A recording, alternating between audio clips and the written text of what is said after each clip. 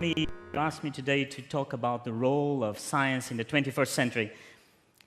And let me tell you, I think we live a moment in the world when the societal role of science is once again bigger than science itself.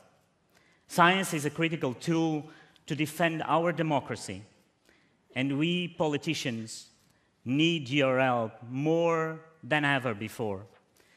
So an important role for science in the 21st century is to reverse the worrying trend towards a fact-free, post-truth world.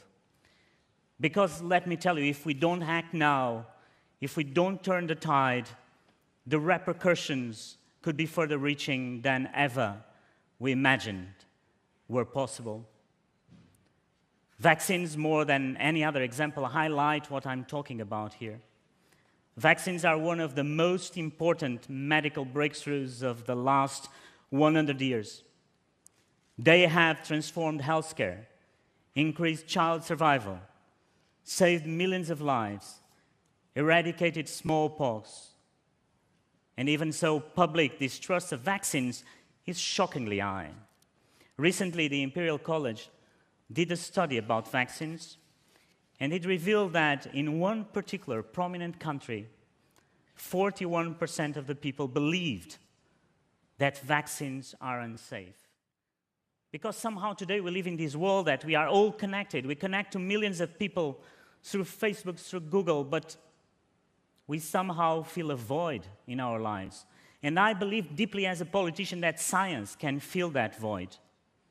The other day I was listening to Mark Zuckerberg delivering his speech at Harvard and reminded us of that story when President John F. Kennedy visited NASA and he saw a janitor cleaning with a broom and he asked, "What are you doing?"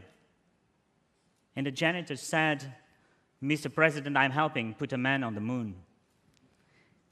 And this is the kind of purpose I'm talking about. Something that everyone can get connected behind. About the importance of basic science. Some talked about science driven by technological need, but one of them said something that struck me. For her, the most important thing was having, and I quote her, "a star that guided you forward, regardless of what discipline you were in, a star that inspired a burning passion within you to investigate." That laureate is sitting right there. This idea that Maybrit Moser said about the guiding star, for me is like putting a man on the moon, is what I mean when I say mission-driven science.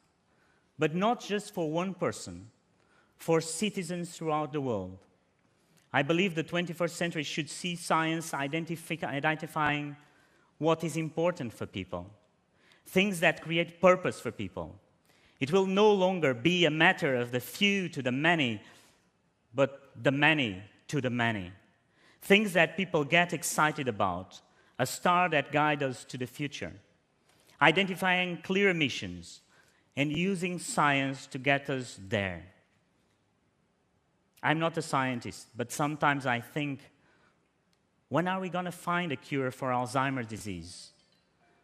When are we going to create a full electric commercial plane? When are we going to eradicate food insecurity entirely? When are we going to develop the first HIV vaccine? Yes, these are ambitious ideas from a politician, not a scientist. But I believe they are achievable. So we must use every tool that we have to encourage citizens not to mistrust science. We have to understand why we have to fight back. So the question is for all of you, how do we refocus trust in integrity in science? How do we reconnect people to science again? And how do we create purpose for the young people of this generation? So it's your mission as scientists to help us in this crucial moment, in this task of explaining the process of science. Because if we don't do it, we're going to lose to the populists. We're going to lose to the extremists. We're going to lose to the others that don't believe in science anymore. So, ladies and gentlemen, I cannot stand here and tell you what will happen in the 21st century. I don't know if we'll come to Starmus in a flying car or whether your personal robot is going to be your chauffeur. But I can tell you that whatever is ahead, the only certainty is change. Things will change in the 21st century as they have every century before. Of course, science will always retain its fundamental role of seeking knowledge and establish scientific facts. But this isn't enough, it can't be enough, because trust in science needs to be regained, and because science has the power to connect citizens with a purpose. To do both of these, the role of science needs to adapt. We need to change how scientific evidence is used in policy making, and we need to focus on a mission. As Mark Zuckerberg said in that speech, and I quote, "Every generation has its defining works. More than 300,000 people worked to put that man on the moon, including that janitor. Millions of volunteers immunized children around the world against polio. Millions of more people built the Hoover Dam and other great projects. These projects didn't just provide purpose for the people doing those jobs, they gave a whole country a sense of pride that we could do great things," unquote. So, ladies and gentlemen, science is the best tool we have that can get us behind the purpose. Policy needs science. Democracy needs science. As President Shimon Peres said before dying, we cannot escape poverty without science, because the value of a country is not and will never be measured by square meters of land, but by the number of scientists per square meter. Thank you very much. Good between the two. So first, I want to say about the post-fact or the whatever world we're living in, that the science outreach and science explication to the general public is extremely critical and extremely valuable. However, there are a few places in the world, the United States being one of them, which there is still a group of people that even if they understand science, when they used to take a lot of respect for science, that if they understand science and the scientists are saying something disagrees with their worldview, they choose to believe that it's a conspiracy, that people are presenting incorrect facts, or they choose to ignore that. And that's true in several places in the world. And there is no way to reach those people directly. You have to do it by educating the broad other side of the house and just hope that eventually people will come around and their worldview will slowly change, or give them lateral input to their worldview.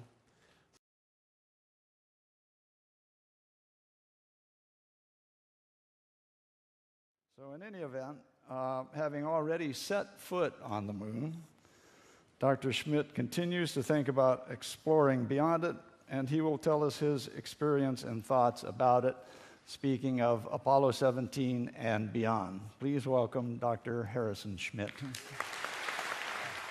The Apollo 17 mission began with a visit to Norway. In some sense, my experience as a geologist in Western Norway and Sunnmøre gave me a little additional, shall we say, leg up on my competition to become a scientist astronaut. And this valley, you might say, in Western Norway is not unlike the valley that I explored on the moon.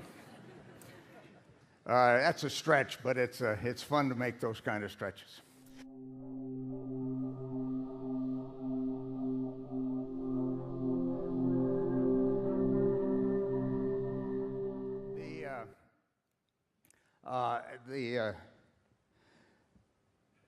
This picture just symbolizes really what was accomplished by Apollo.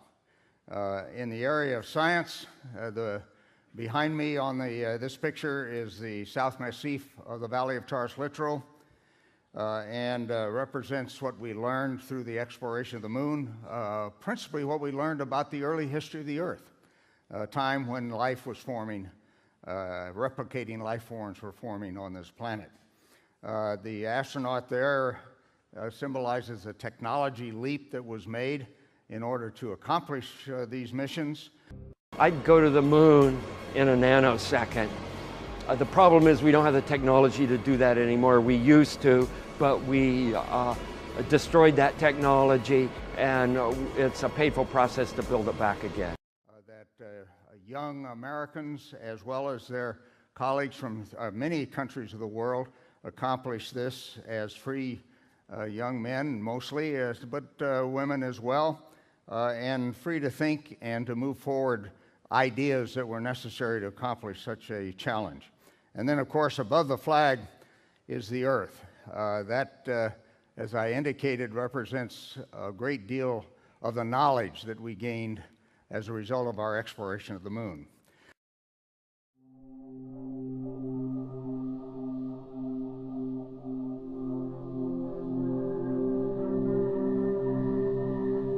So the question is for all of you, how do we refocus trust in integrity in science?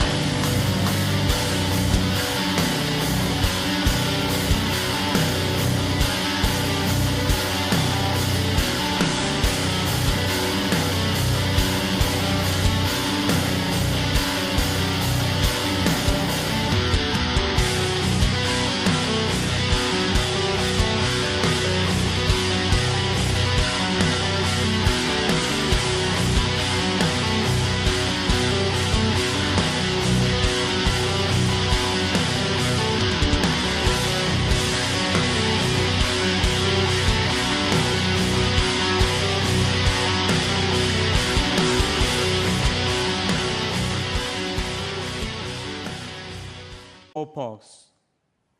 And even so, public distrust of vaccines is shockingly high. Recently, the Imperial College did a study about vaccines, and it revealed that in one particular prominent country, 41% of the people believed that vaccines are unsafe. Because somehow today we live in this world that we are all connected. We connect to millions of people through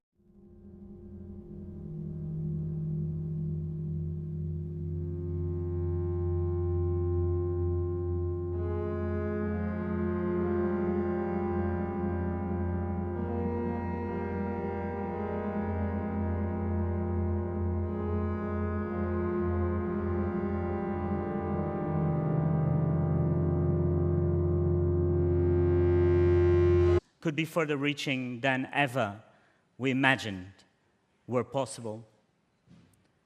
Vaccines, more than any other example, highlight what I'm talking about here. Vaccines are one of the most important medical breakthroughs of the last 100 years. They have transformed healthcare, increased child survival, saved millions of lives, eradicated small to defend our democracy. And we politicians need your help more than ever before. So an important role for science in the 21st century is to reverse the worrying trend towards a fact-free, post-truth world. Because let me tell you, if we don't act now, if we don't turn the tide, the repercussions